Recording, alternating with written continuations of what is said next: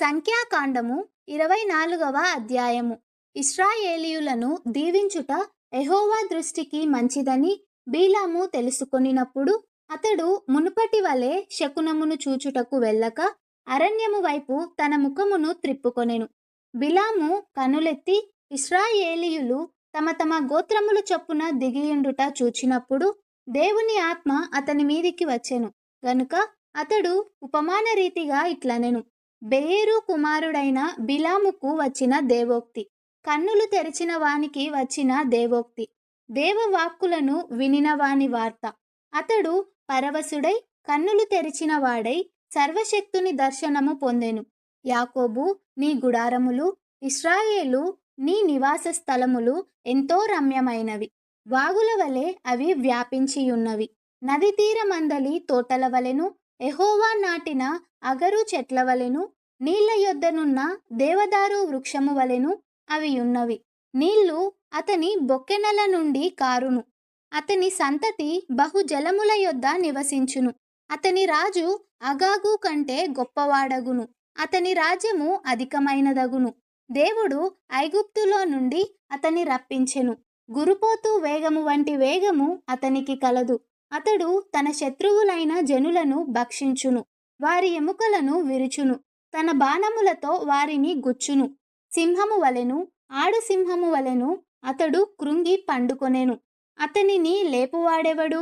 నిన్ను దీవించువాడు దీవింపబడును, నిన్ను శపించువాడు శపింపబడును.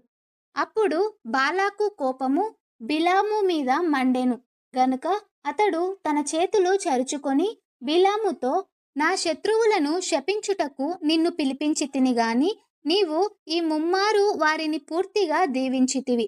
కాబట్టి నీవు ఇప్పుడు నీ చోటికి వేగముగా వెళ్ళుము. నేను నిన్ను మిక్కిలి ఘనపరచెదనని చెప్పితిని గాని యెహోవా నీవు ఘనత పొందకుండా ఆటంకపరచెననెను.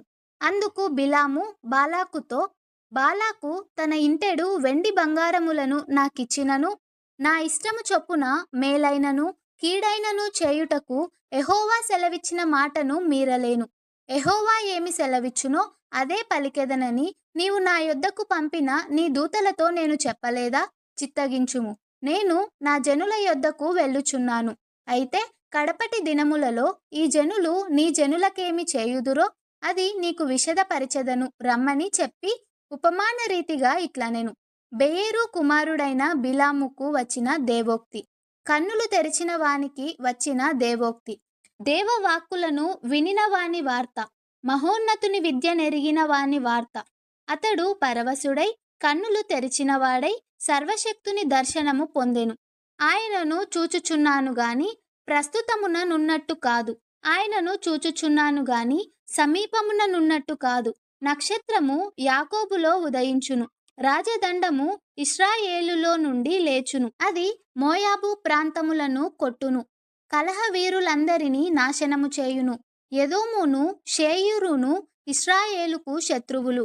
వారు స్వాధీనపరచబడుదురు. ఇశ్రాయేలు పరాక్రమమొందును. యాకోబు సంతానమున ఏలిక పుట్టును. అతడు పట్టణములోని శేషమును నశింపజేయును. మరియు అతడు అమాలేకీయుల వైపు చూచి ఉపమాన రీతిగా ఇట్లనెను. అమాలేకు అన్యజనములకు మొదలు, వాని అంతము నిత్యనాశనమే. మరియు అతడు కేనీయుల వైపు చూచి ఉపమాన రీతిగా ఇట్లనెను. నీ నివాస స్థలము దుర్గమమైనది, నీ గూడు కొండ మీద కట్టబడియున్నది. అష్షూరు నిన్ను చెరగా పట్టువరకు కయీను నశించునా? మరియు అతడు ఉపమాన రీతిగా, అయ్యో, దేవుడు ఇట్లు చేయునప్పుడు ఎవడు బ్రతుకును? కిత్తీము తీరము నుండి ఓడలు వచ్చును, అవి అష్షూరును ఏబేరును బాధించును. కిత్తీయులు కూడా నిత్యనాశనము పొందుదురనెను. అంతటా బిలాము లేచి తన చోటికి తిరిగి వెళ్ళెను. బాలాకును తన త్రోవను వెళ్ళెను.